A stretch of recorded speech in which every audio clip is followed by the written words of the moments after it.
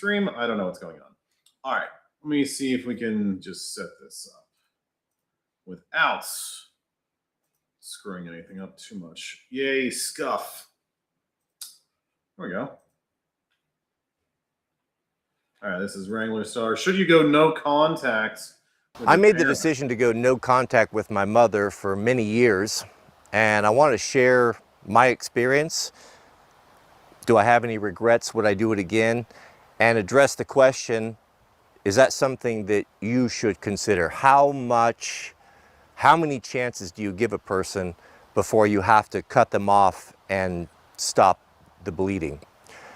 My mother passed away, I guess, last year, and I'm not going to air a bunch of dirty laundry. I'm not going to get in and talk bad about the dead when they're not here to give their side of the story.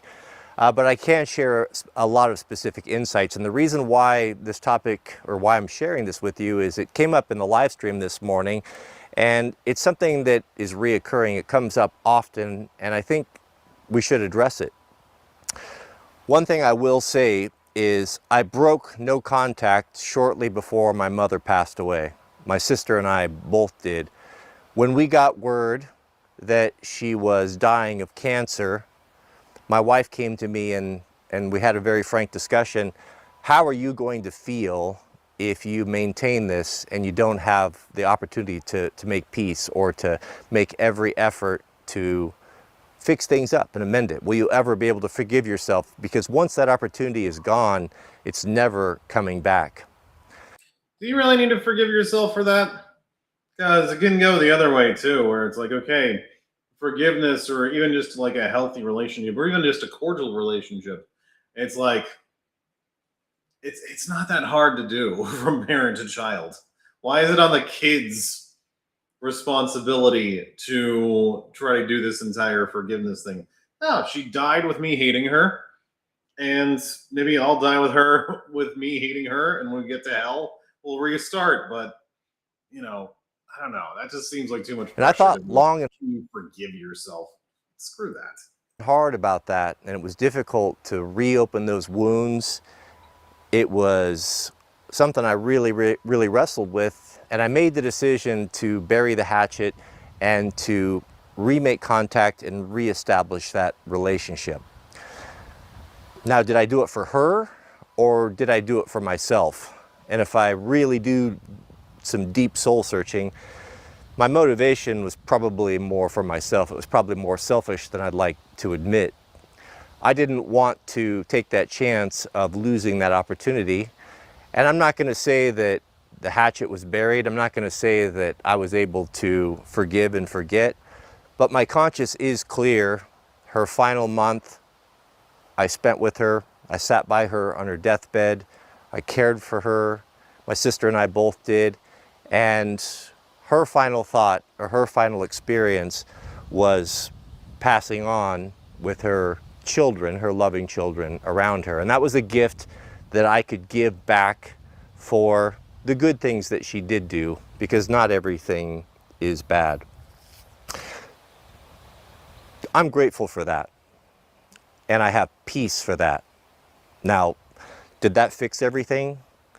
Did I look back and have regret?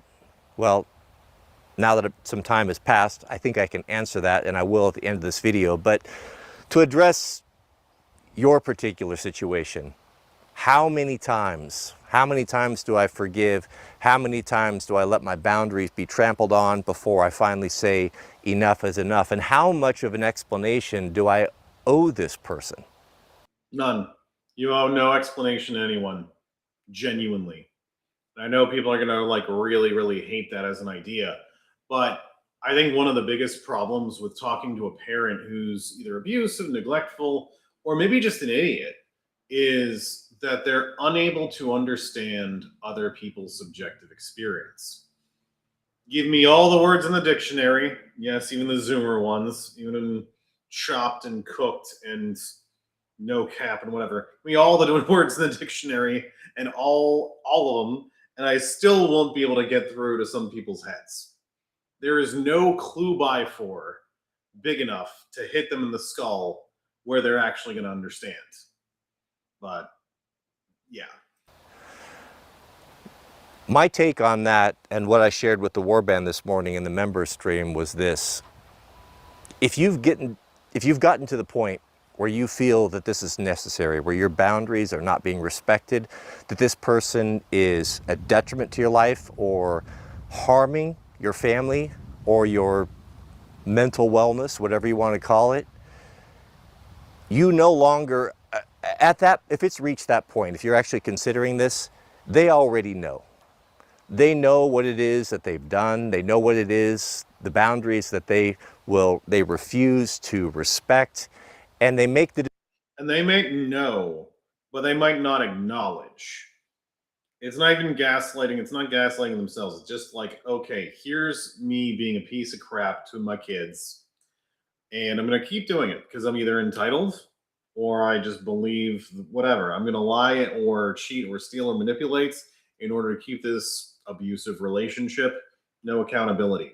And if it's explained to me in no uncertain terms, I'll act the fool. Literally, I just don't understand. I don't understand what you're saying. Decision to do it anyway. And it gets to a point where you can only say the same thing over and over again. Yep. And I want to tell you that what I would recommend is that you don't need to continue to remind them. You can love them from afar. It doesn't mean that you're a hateful person. It just means that this is something that you're going to have to keep at arm's length. If you have told your loved ones time and time again the things that they do that hurt your feelings, that hurt your family, that just bring you anxiety and just make and it's just untenable, there's no point of going on, because if they wanted to make that change, they would have respected the first or 10 or 20 times that you told them. It gets to a point where you have to realize that they understand what it is that's causing a rift between you and them, and they are consciously choosing to do it anyway, out of selfishness, out of spite, out of competition, whatever those motivations. Competition's a big one. There are so many parents who are competing against their kids.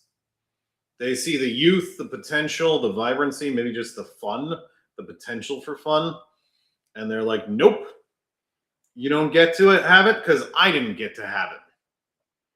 And rather than just trying to have fun, trying to be who they want to be as an older adult, it's like, nope, I'm going to take that away from you. Maybe. And I do believe that you should always allow someone a road to redemption, a way back home. But in your final communication with them, if it makes you feel better, lay it all out. If you're uncomfortable with talking to them face to face, I understand that. You can send it in a letter or an email, but document it. Go through everything it is that has caused you problems, that is the reason why you decided to go no contact and why you don't want this person in your life anymore. But you should give them a path back. Leave the door cracked open, but explain to them, communicate very frankly to them, these things need to change. And we need to see true repentance. Repentance is a changing or a turning away from actions or behaviors that you participated in. And if you tell them, if you see genuine reformation, if you see repentance and someone really trying, of course, leave the door open, but be very cautious. Don't just jump into it and just. I would also say something like amends, not just redemption as a concept and changes of behavior, but some sort of weregild, some sort of compensation. And I think that that's not talked about enough, because usually it's oh, I'll pay for your therapy, or you should give me some money or some crap. And it's like not that. I mean, maybe the paying for the therapy, depending on what the traumatic situation is and what the relationship is, and if you can trust that. But amends in the sense of we can have an equal relationship, but it has to be more than cordial. It has to be positive. It has to be something where it's not just you're not doing the wrong things. You are doing the right things. And most people don't get that. Well, I stopped being an abusive piece of crap. And it's like, well, you only did that because your son got big enough to kick your ass. Did you actually be a positive person? Did you actually be kind, courageous, connective, collaborative? Did you actually engage with this person in a positive way? Do you have this person's best interest in mind? No? Then it's not real redemption.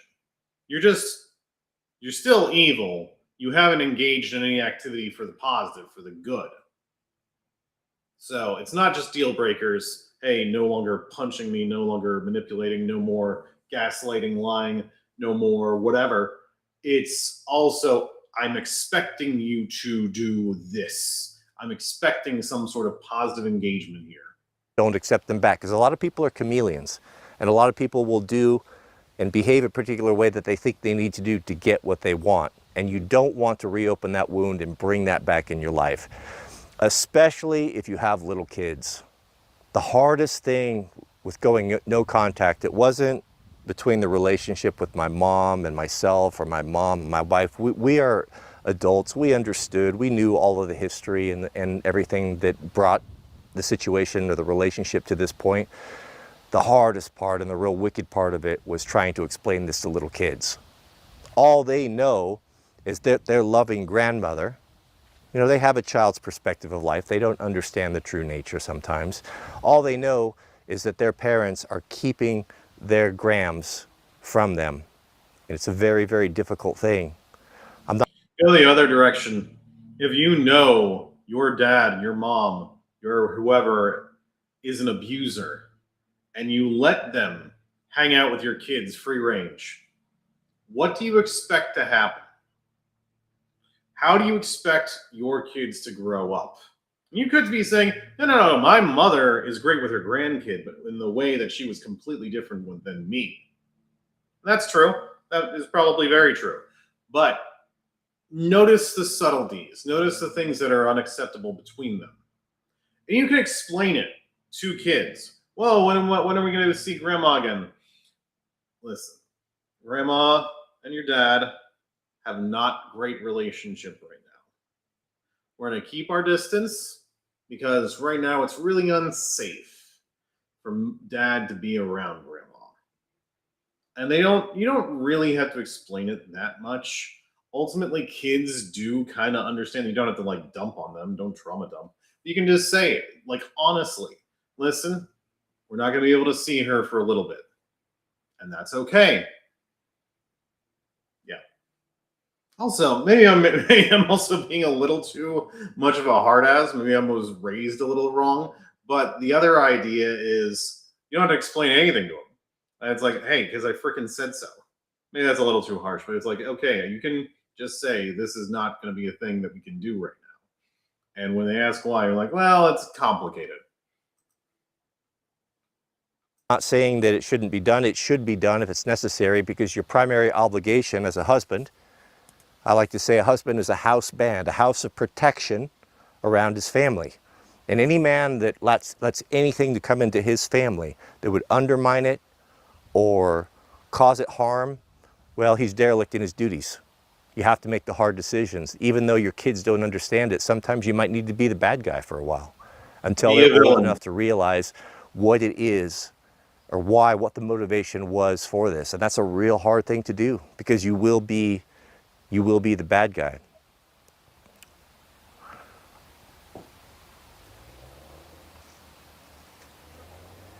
How I know that I made the right decision.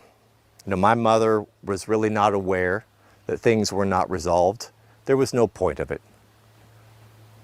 She was dying, and it was the least I could do. And I needed it for myself, and I wanted that for her. And after she passed away, of course, you're going to have those lingering doubts.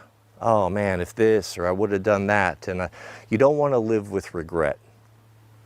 But my personal story, I am completely at peace with the decision that I made to go no contact with.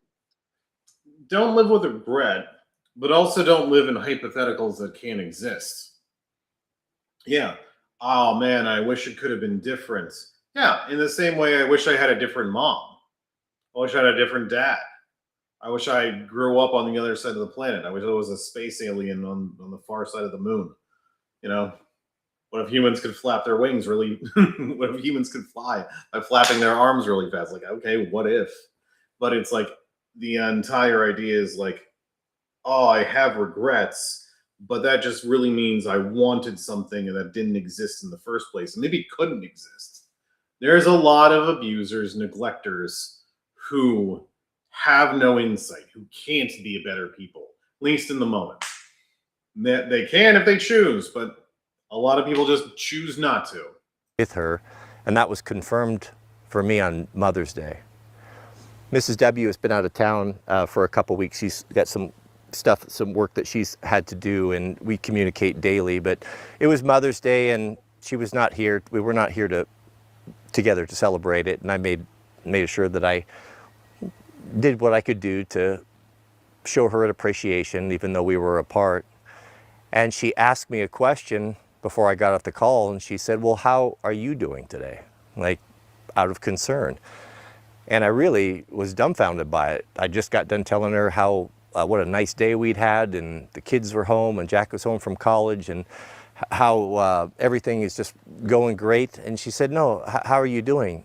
And I really was at a loss. I had no idea what she was getting at.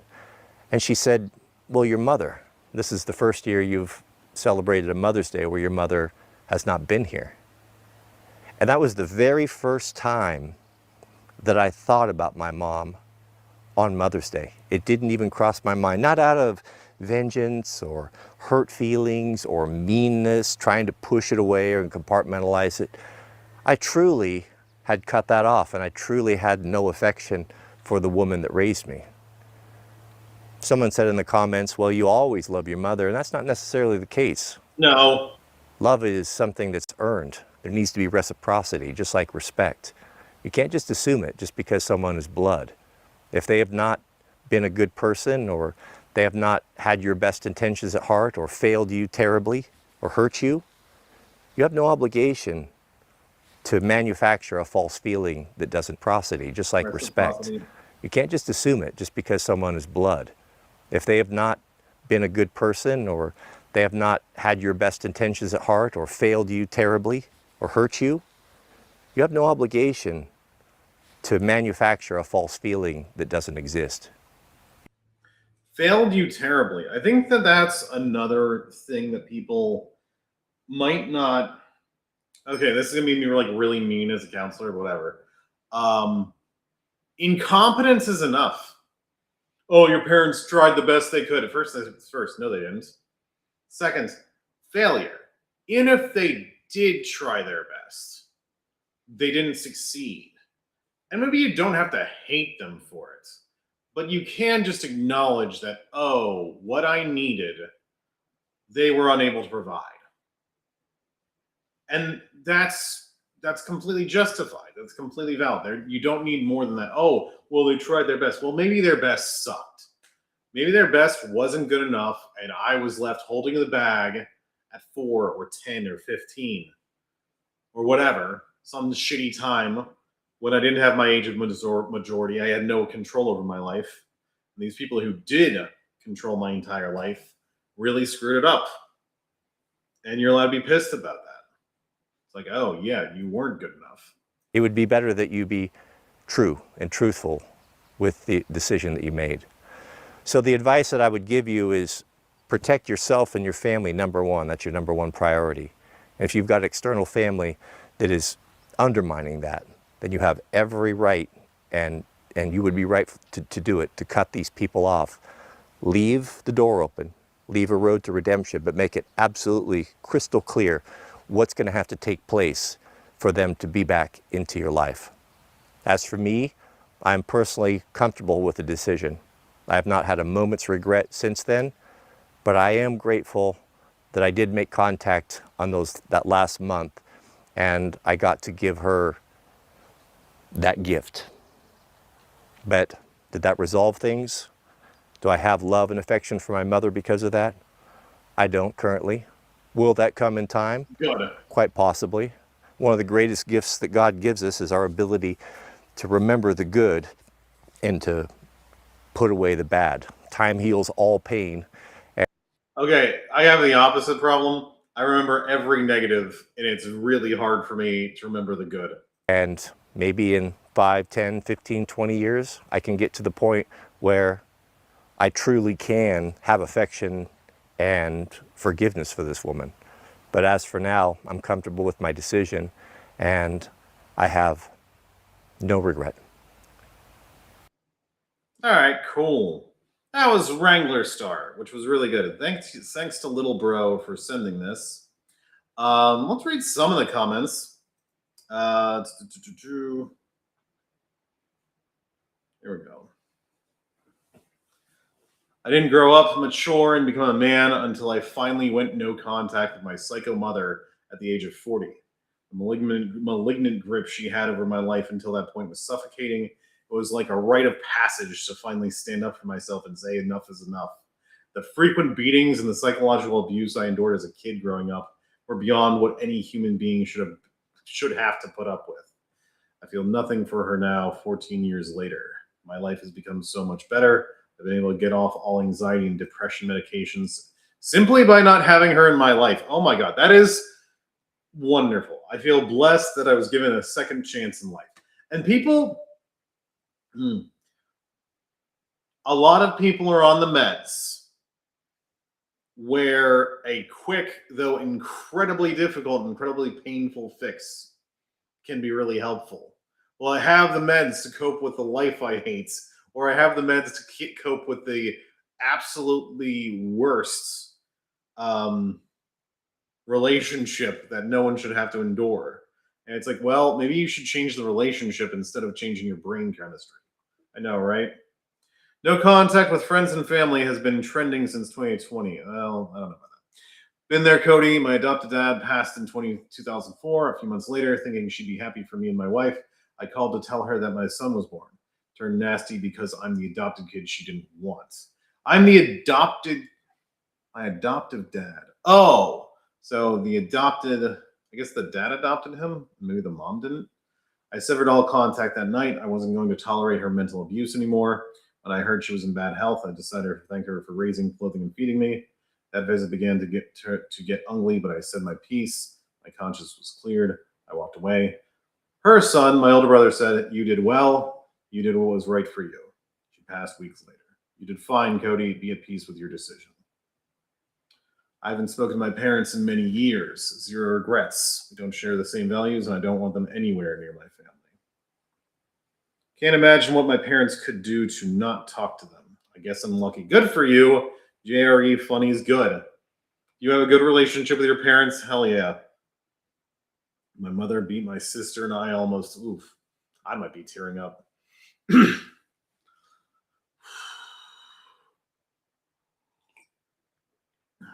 My mother beat my sister and I almost every day when I was a child. I grew to hate and resent her. Many years later, God saved me. I was regenerated. I spent countless hours sharing the gospel with her. I had to move away. I needed to get out of the toxicity, but I never gave up on her. She accepted Christ. I know. Accepted Christ. And I learned absence really does make the heart grow fonder. This is exactly what my wife did with her mom. She gave her a letter with the steps she could take to be part of our lives again. She said, I had to live with this as a child because I had no other choice, but my children don't have to go through it. God bless. Thanks for sharing. You know, I do like a path of redemption, but not one of obligation. Part of your path of redemption might be like, here's the behavior, here's what's unacceptable, here's what I expect from you. And part of it can also be, I'm not going to see you that much. I'm not going to engage with you in a way that causes me or my family distress. Maybe it's once a year. Maybe it's once every 6 months. Maybe it's once a week if it's that. But it can be something like, no, I get to control how much quantity you are in our lives. What else? My current partner also cut off her mother. It was a painful thing to watch, but it was truly for the best for her to move forward in life. I'm sorry you had to go through the same thing. Oof, I'm not going to read that. Let's see. My father died 2 years ago, and I still don't miss him. My mother is now dying, and it's taken a lot for me to forgive her for going along with his behavior. That, Josie, yeah, I feel you. I think one of the things that I never see, I had to see them like 10 years ago when I was working for the Florida Safety Council. I never treat women who allow their husbands to abuse their kids. It is unacceptable. And it is, more importantly, it's just not something I personally can put up with. I am not a good counselor for that. I actually fired a client about that. Normally I'm supposed to say I referred out, which I did. But I was like, I'm not a good counselor for you. Well, that behavior is so reprehensible that I cannot be clinically helpful to you. Yeah. The moms who allow their dads to abuse their kids, I hope there's a special place in purgatory for them. Maybe hell. I hope there's a special place in hell for them. How often do I forgive? 70 times 7. I don't know what that means. All right. So, a lot of people in the comments very much agreeing. Yeah, this is a thing. Let's stop sharing for a second. And I'll try. I think the coffee's in my throat and trying to tear out my lining or something. Jesus. Okay. So, what's going on here? Me as a libertarian say something like, you're not under any obligation. Logistically, as an adult, you get to choose who you allow into your life. Emotionally, it's a whole other story. Your emotions might be saying, I really need this person, or I'm a terrible person if I don't forgive them or don't allow them into my life. But that's the shame, that's the guilt, that's the trauma, that's the abuse, that's the neglect. It's saying desperation. I didn't get what I needed from these people. Maybe I got the worst from these people. But they're the only one I have. They're the only mom I have. They're the only dad I have. And it's like, yeah, but the model might suck. The model might be misaligned. And I'd rather have a work mom. I'd rather, I don't know, hang out at the old folks' home and get old-timey wisdom. Are they actually my dad? Are they actually my mom? No. But it might be better to have a chosen family. It might even be better to not have none. You can be an adult orphan. You can say, you know what? This is so toxic. This is so evil. I need to pull away and just not get the maternal energy I need, not get the father energy I need. It might break my heart. It might break my soul, but it's actually worth it for me. Be a villain. Be a villain. I think that can be a whole other stream, but I think that that's another thing. So many people have been raised with this idea of obligation. I'll make another YouTube video about this soon, about mom and dad were abusers. I need to not be like mom and dad. So in order to do that, I can't say no. I can't have any boundaries because that feels too much like I'm an abuser now. Saying no, saying this is unacceptable is an act of aggression. And it's like, it's not, but it can feel that way. I am so afraid of being mom and dad that I can't even take a sliver of the aggression that they embody to protect myself from them. It's horrifying. So be aware that that's a thing too. Yeah. All right, I gotta go prep for my 3 o'clock. I'm actually gonna move around some filming because this was really good. I have some filming tomorrow, but I might make that a live stream. And I want to explore the Cure Mom files and see some real toxic abusive behavior shit and see if we can discuss some of that. So anyway, drink water, be nice to yourselves, do something scary. And I will see you again Later.